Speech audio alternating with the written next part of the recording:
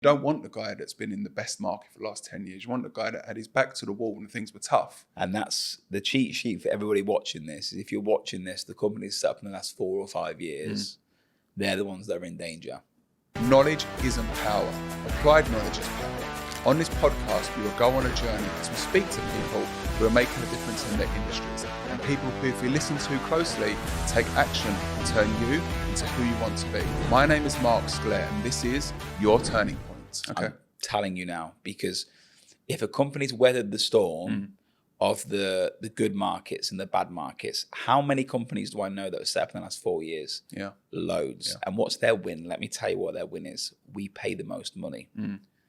Now, the problem with paying the most money is that at some point when the market turns, you don't make any money. No. And in fact, you're losing money because your revenue drops, your margins drop, you're basically in negative equity. And I think I'm not going to wish for it, because I think that we're also in a good state, and also I'd happily let everybody else carry on making the money.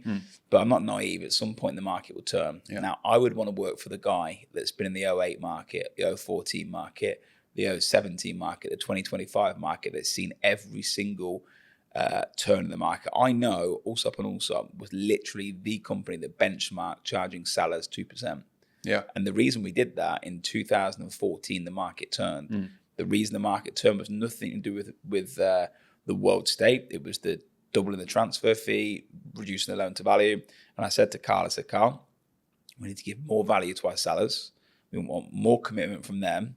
But more importantly, if the prices are going to half, we need to increase our actual commission percentage from 2 to 4. Yeah. Now, what ended up happening, the market did drop, but we ended up making more money.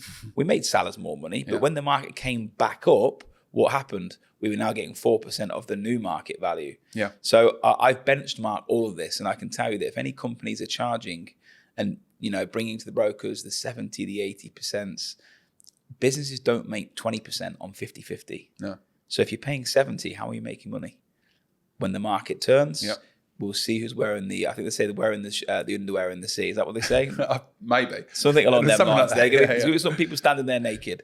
The issue is that a lot of people, they've hooked salespeople in by saying, we give you leads, and you'll have leads, you'll be inundated with leads.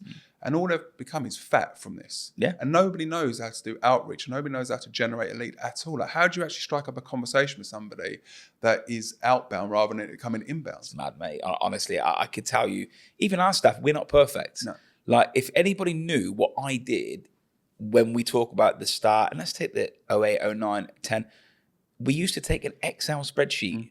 Now, there was no portals. No. So you take an Excel spreadsheet of a buyer, and then you would try and find a seller and put them together, and you make 100, 200 calls in a day, because there's no other way to do it. The portals didn't really come till 2010. No. Yes, we had the newspaper where we used to do the golf news, and you'd fight to be on the front, and then you'd hope for a call to come in.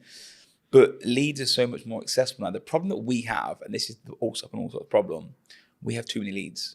Now, that's not a pitch, because I've basically built an algorithm in our CRM at the moment where we're trying to stop agents inquiring on our properties. So I've got 2 phone number lists of agents, and my tech team have basically built an API to plug in. If you WhatsApp or email us, we won't even make it onto the CRM. Because if you run a report on our system, and let's say you want to sell your house, the perfect agent is you run the report, let's see who the buyers are, and we'll call the buyers and be like, hey, see you looking in the Springs, I've got this property for you.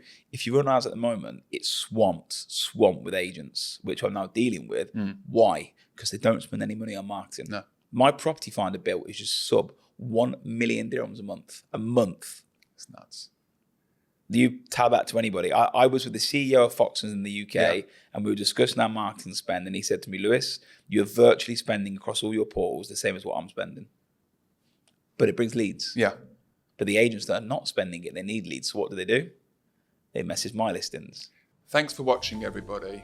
You could have been anywhere else, but you've been here with me, and I appreciate that.